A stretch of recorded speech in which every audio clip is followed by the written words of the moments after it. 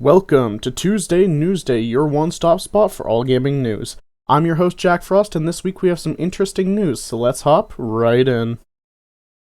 Following fan criticisms, Capcom have extended their Resident Evil Village demo availability from 24 hours to 8 days. While the demo itself is only 60 minutes long, the demo will be available to try from May 1st till May 9th. This final demo will let you play two different sections of the game, being the Village and Castle Dimitrescu sections, the latter being the home of the tall vampire lady everyone knows. The demo will be available on all platforms, including Stadia.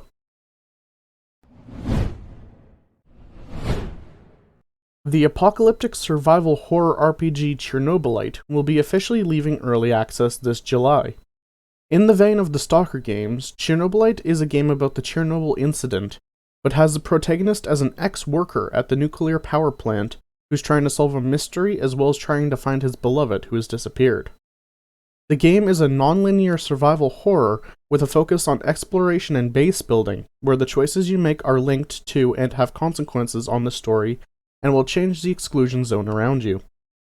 There are multiple stories and several alternate endings along the branched main plot, which will pit you against supernatural horrors and the military trying to hide them.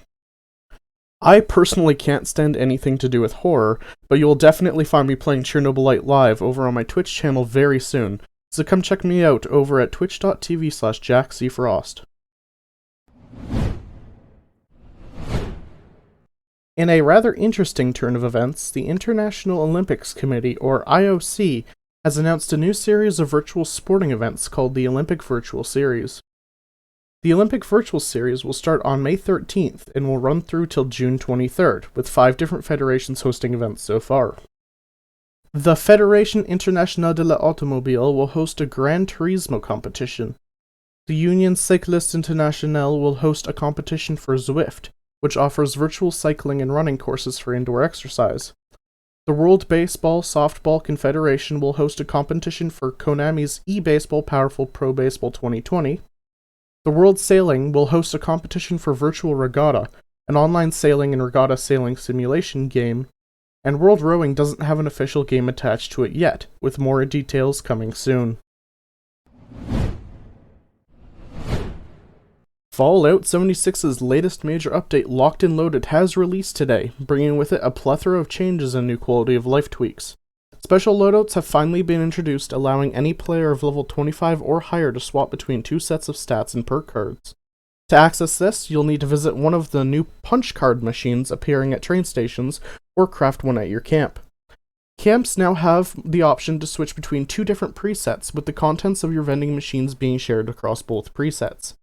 A bunch of smaller tweaks to hit detection for melee attacks, optional aim assist for controllers, the ability to craft multiple items at the same time, additional rewards for the treasure hunter events where you hunt down mole miners, and an expanded world activity menu that will display active world events including nuke zones, nearby player vendors, and so on. Daily ops are also getting an expansion, as well as a new scoreboard with 100 ranks to achieve, including mannequins for displaying outfits and a golden toilet.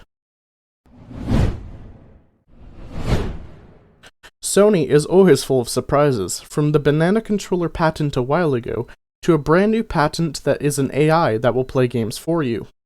Sony has published a new patent that uses AI to monitor players as they play games, with the intent of creating an AI character that mimics the player's inputs in games, in short, a bot that plays the way you play.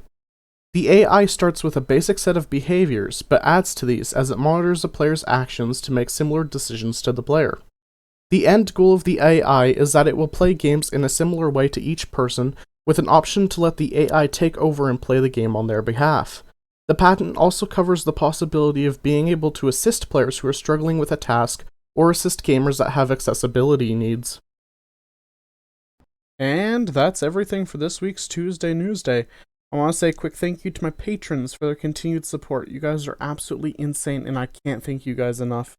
If there's any news you want me to see, cover, or if you just want to say hi, leave a comment down below. And if you enjoyed the video, make sure to leave a like and share the video, as it really helps out the channel.